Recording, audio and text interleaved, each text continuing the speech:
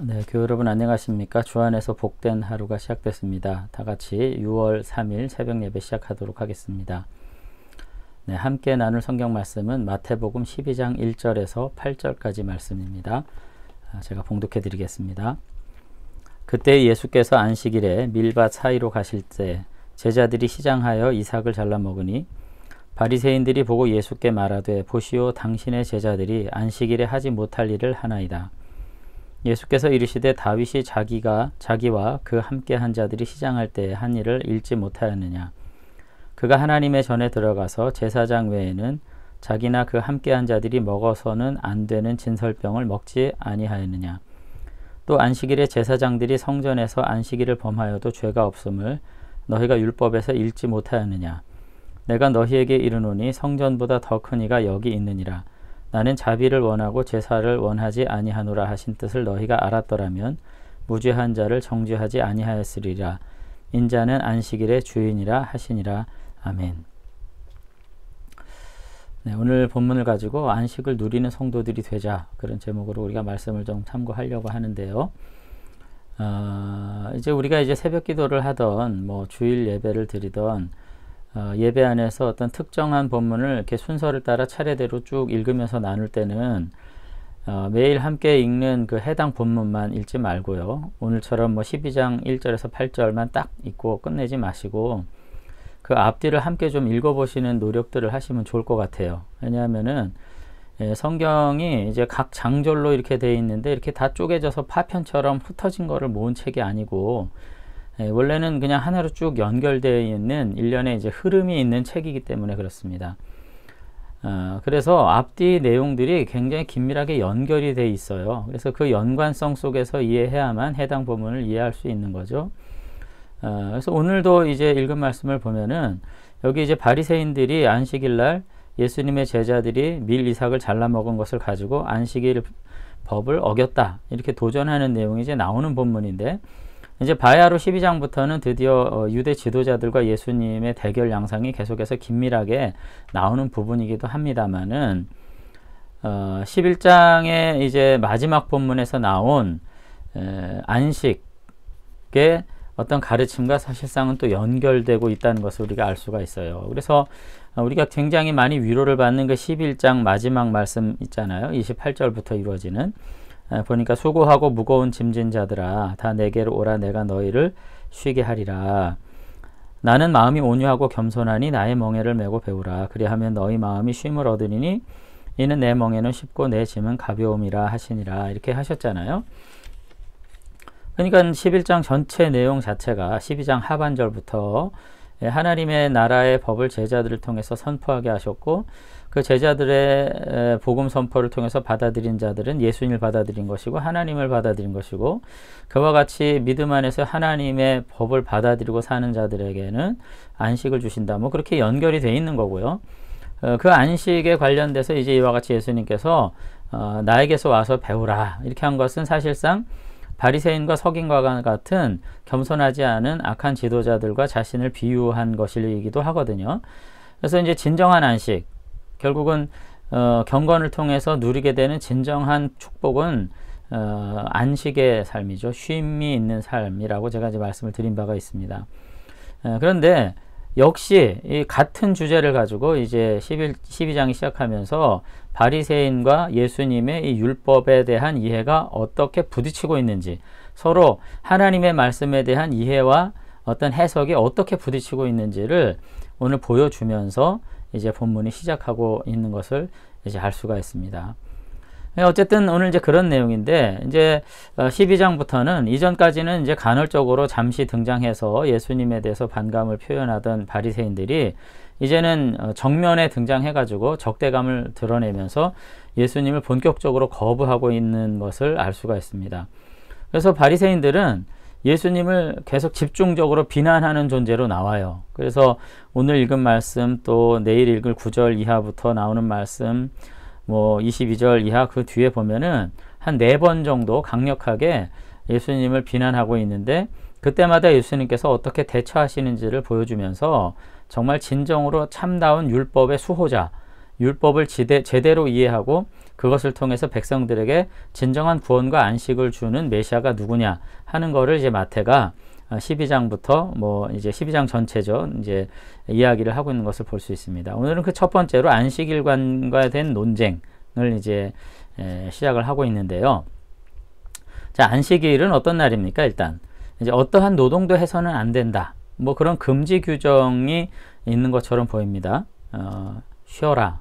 안식일에는 쉬어야 된다. 안식일을 거룩하게 지키라. 뭐 이렇게까지 번역을 했기 때문에 무언가를 지킴으로써 안식일을 이제 규정을 제대로 따르는 것처럼 생각될 수 있는데 사실 안식일 규정은 그냥 쉬라입니다. 쉬라. 그러니까 이거를 갖다가 부정명령으로 하면 노동하지 마라 이렇게 할 수 있는데 이거 왜 쉬라 그럴까요? 그러니까 그거는 앞서서도 이제 말씀드렸습니다마는 자비와 긍휼의 정신이에요. 하나님의 신적 사랑에 대한 표현입니다. 안식일의 기본 정신은 그래서 자비와 긍휼, 용서예요. 그러면서 이제 밀리삭을 잘라먹은 이제 제자들을 향해 가지고 바리새인들이 이제 예수님을 비난하고 제자들을 비난하니까 이제 예수님께서 한 가지 말씀을 지금 3절에 보니까 이야기를 하십니다. 거기 보면은 예수께서 이르시되 다윗이 자기와 그 함께한 자들이 시장할 때 한 일을 잊지 못하였느냐. 그가 하나님의 전에 들어가서 제사장 외에는 자기나 그 함께한 자들이 먹어서는 안 되는 진설병을 먹지 아니하였느냐. 이렇게 얘기를 합니다. 그 말씀은 사실은 이제 어디에 나오는 거냐면은 사무엘상 21장 6절 이하에 나오는 말씀인데 이제 다윗과 함께한 자들이 대적들에 쫓겨가고 있을 때 정말 생명이 촌각에 달려 있을 때 이제 제사장에게 가서 사실은 그 시장함을 면하죠. 근데 제사장이 줄 게 없으니까 성전에 모셔놨던 교체한 진설병 그건 제사장만 먹는 거거든요. 율법에. 근데 그것이라도 좀 있으면 달라 하니까 제사장이 부정한 것에 접하지 않았냐 네 함께한 자들이. 그러니까 그런 적이 없다. 그러니까 제사장이 그 떡을 줘요. 그래서 이제 다윗과 그 함께한 자들이 먹고 위기를 모면한 이야기가 이제 거기 나옵니다. 거기 보면은 그 제사장이 율법의 가장 그 위대한 해석자죠. 제사장은 율법의 의미를 해석하고 그것을 백성들에게 적용하고 그걸 실천하게 하는 사람이 제사장입니다. 근데 제사장이 준 거예요. 왜? 원래는 제사장만 먹어야 되는 것임에도 불구하고 기본적으로 율법의 정신이 뭐기 때문에 자비와 긍휼의 정신이기 때문에 그 시장하고 그것으로 인해서 생명이 총각에 달려 있었던 그 연약한 자들에 대한 자비와 긍휼의 마음으로 그 몸이 부정한 것에 접하지 않았다면 먹어도 좋다. 그렇게 해석을 한 거죠. 그래서 제사장 외에는 먹을 수 없는 진설병을 다윗과 부하들이 나눠 먹은 사실을 지금 상기시키면서 율법의 근본적인 정신은 이처럼 자비와 긍휼의 정신이다. 바로 자비와 긍휼의 정신에 근거해서 그 규정을 해석해야 된다. 이렇게 예수님께서 지금 말씀하신 거예요. 그러니까 예수님이 내가 그렇게 주장한다. 그러면 바리새인들이 뭐라고 그랬어요? 네가 뭔데 그렇게 주장해? 이렇게 얘기할 거 아니겠어요. 그러니까 사무엘상 21장 16절에 근거해서 바리새인들이 다 알거든요. 이 내용들을 사무엘서의 얘기를. 그때 당시 제사장이 그와 같이 해석하고 진설병까지 줬는데 여기 지금 들의 미리삭을 잘라먹은 게 뭐가 그렇게 큰일이냐. 이들이 배고픔과 굶주림 가운데에서 이거 조금 뜯어먹은 걸 가지고 안식일 규례를 어겼다고 비난하는 것은 옳지 않다. 이건 왜곡된 율법의식이고 잘못된 해석이다. 그렇게 지적을 하시는 거죠. 그러니까 예수님의 이런 논리에 따르면은 배고픈 순례자들이 전도의 여행을 가면서 안식일이라고 해도 굶주림 가운데 있다가 미리삭을 잘라먹은 것은 안식일 정신의 위배가 아니다. 그렇게 말하는 것입니다. 결국은 우리도 이제 이와 같은 일들이 많이 있어요. 바리새인들은 율법 규정을 문자적으로 해석하면서 사실상 예수님과 예수님의 제자들을 비난하기 위한 근거로 사용한 겁니다. 이런 적용은 사실 적용도 아니고 해석도 아니에요. 누군가를 비난하고 누군가를 정죄하기 위해서 성경의 근거를 성경의 규정을 이렇게 악용하는 일이 오늘날도 참 많죠. 교회 안에서도 그런 일이 많습니다. 그런데 성경은 절대로 그렇게 적용하라고 주어진 책이 아니에요. 결국은 예수님의 십자가의 정신은 용서잖아요. 하나님의 사랑은 결국 용서의 사랑이잖아요. 율법의 가장 중요한 핵심 정신은 긍휼한 마음과 용서거든요. 용서의 사랑. 그런데 바리새인들은 자신들이 율법을 아는 자라고 말하면서 그 규정을 악용해서 상대방을 비난하기 위해서 사용한 것이기 때문에 예수님께서 이것은 옳지 않다고 지금 이야기를 한 것입니다. 물론 이제 안식일을 경건하게 지키려는 노력은 당연히 필요하죠. 그러니까 뭐 그럼 안식일도 없고 주일도 없고 우리들이 그저 배고프면 배고픈 대로 피곤하면 피곤한 대로 힘들면 힘들 대로 하면 되는 거 아니냐, 이제 그렇게 말할 수 있는데 예수님도 그렇게 기본적인 의식과 규정, 절기, 예식 이런 것들을 다 무시하면서 그냥 너희들 편한 대로 하라 그런 것은 아니에요. 오늘 여기 지금 바리새인들의 이 율법에 대한 어떤 그 악용한 점에 대해서 얘기하는 거죠. 물론 경건하게 지키려는 모든 노력이 필요합니다. 그래서 예수님도 안식일을 지키셨고요.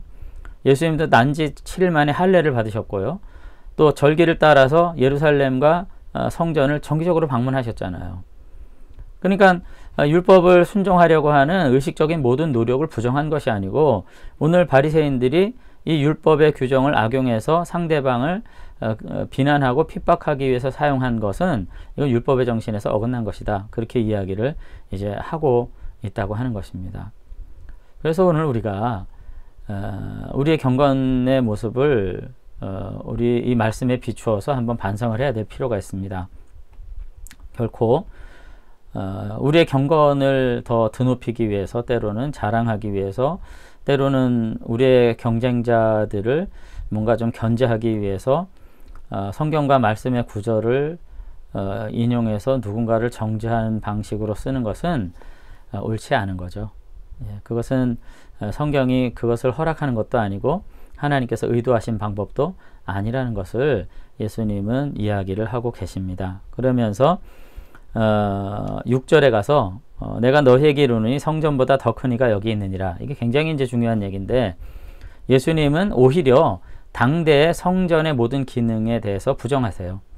그 성전에서 정말로 백성들을 죄를 씻어주고 자유케 하고 안식과 쉼을 주는 이런 모든 기능이 존재하지 않는다, 이렇게 부정하는 거죠. 왜?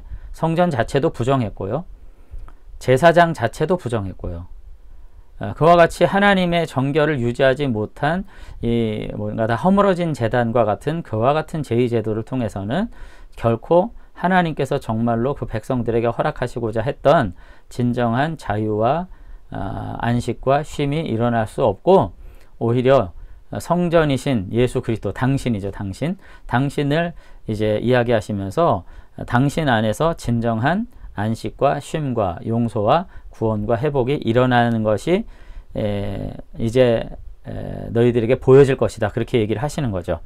그러면서 성전보다 더 크니, 그러니까 성전과 같으니가 여기 있다, 이렇게 말하면서 이제 인자는 결국 안식일의 주인이다, 또 율법의 주인이다, 이렇게까지 말씀을 이제 하고 계십니다. 그래서 실제로 어떻게 해요? 이제 9절부터 쭉 읽어보면 예수님과 함께 이제 접촉한 사람들, 예수님과 함께 있었던 모든 사람들에게서 정말로 성전에서 제사를 통해서 정결하게 되고, 제사를 통해서 하나님을 만나게 되고, 제사를 통해서 정말 안식과 평화를 누리게 되는 일이 제사장에서, 제사의 현장에서 일어날 만한 일이 예수님과 만남의 현장에서 막 일어나는 것을 보여주는 거죠. 그래서 성전에서 일어난 진정한 구원의 능력들이 예수님 안에서 일어나고 있음을 보여주시면서 예수님이야말로 진정한 하나님의 구원자이시고 진정한 새로운 성전의 본질이다, 그렇게 이제 말씀을 하고 계신 거죠. 그래서 우리가 신약 교회가 이제 예수님을 머리로 그리스도의 몸된 교회다, 우리가 이제 그런 교리, 뭐 그런 가르침을 하는 이유가 바로 여기에 이제 있는 것입니다. 그래서 우리는 예수 그리스도 안에서 한 몸을 이룬 공동체고, 교회는 그 안에서 진정한 안식과 평화와 쉼, 그리고 긍휼과 구원의 역사가 일어나는 공동체이어야만 하는 것이죠. 그런 점에서 우리가 다시 한번 예수님께서 정말로 말씀하시려는 것이 무엇인지 다시 한번 잘 생각해 볼 수 있었으면 좋겠습니다. 결론을 좀 내린다면, 이제 우리가 신앙의 규정을 잘 지키는 것 분명히 중요하지만 그것으로서 자신을 의롭게 여기면서 그 규정을 가지고 타인을 정죄하거나 비난하는 것은 진정한 경건이 아닙니다. 이러한 경건으로 우리가 행복할 수 없죠. 성경과 말씀을 적용할 때 가장 본질적인 근본적인 정신은 상대방을 긍휼히 여기는 마음, 그리고 용서하는 마음을 통해 가지고 우리가 이 말씀들을 적용하고 해석할 때 우리는 그 안에서 참다운 안식과 쉼을, 평화를, 생명과 구원을 누리게 되는 것입니다. 그래서 우리 모두가 다 그와 같은 자비의 마음으로 하나님의 말씀을 함께 나누고 이것으로 함께 먹고 마시는 가운데 예수 그리스도의 몸으로서의 성전의 거룩한 구원과 그리고 진정한 평화와 안식을 함께 서로 나누고 그것으로서 우리가 지어져가는 아름다운 성전 공동체가 될 수 있었으면 좋겠습니다. 한번 기도하겠습니다. 네, 하나님 아버지, 오늘 안식일 규정을 통해서 주님께서 우리가 성경을 어떻게 이해해야 할지, 그리고 예수 그리스도 안에서 한 몸 된 우리 교회가 우리가 어떻게 함께 서로 평화와 용서와 긍휼을 베푸는 가운데 함께 거룩하게 지어져 가야 할지 돌아볼 수 있도록 은혜 주신 것 감사를 드립니다. 때로는 우리가 교회 안에서 이런저런 분쟁이 있고 또 갈등이 있을 때마다 말씀에 근거해서 또 자신의 경건에 근거해서 앞에 있는 지체를 때로는 부끄럽게 할 때가 있었음을 고백합니다. 하나님, 우리가 정말로 말씀의 수호자라면, 하나님의 은혜를 누리는 자라면 그와 같은 일이 있어서는 안 될 것 같습니다. 우리가 함께 사랑으로 용납하고 용서하고 긍휼한 마음으로 서로를 품에 안은 가운데 온전히 몸된 교회로서의 역할을 감당하게 도와주시고, 또 이 말씀 안에서 우리가 주어진 하나님의 거룩한 뜻들을 오히려 더 건설적으로 지켜가고 발전시켜 나가는 가운데 교회를 통해서 하나님께서 주시는 놀라운 구원과 자유를 세상 가운데 빛된 모습으로 드러내는 아름다운 공동체가 될 수 있도록 하나님께서 은혜 베풀어 주시옵소서. 오늘 다시금 말씀 안에서 아버지 하나님의 거룩한 뜻을 깨달아 아는, 그래서 그 알을 통해서 하나님을 더욱 경외하고 높여드리는 그런 복된 성도들 다 될 수 있도록 축복해 주실 줄로 믿사옵고 예수님 이름으로 기도드리옵나이다. 아멘. 네, 오늘 하루도 주님께서 주시는 안식 가운데 여러분들이 땀 흘리고 수고하고 그것으로 하나님의 놀라운 축복을 먹고 누리는 성도들이 되시기를 주의 이름으로 축원합니다. 오늘 하루 평안하시길 빌면서 마치겠습니다. 감사합니다.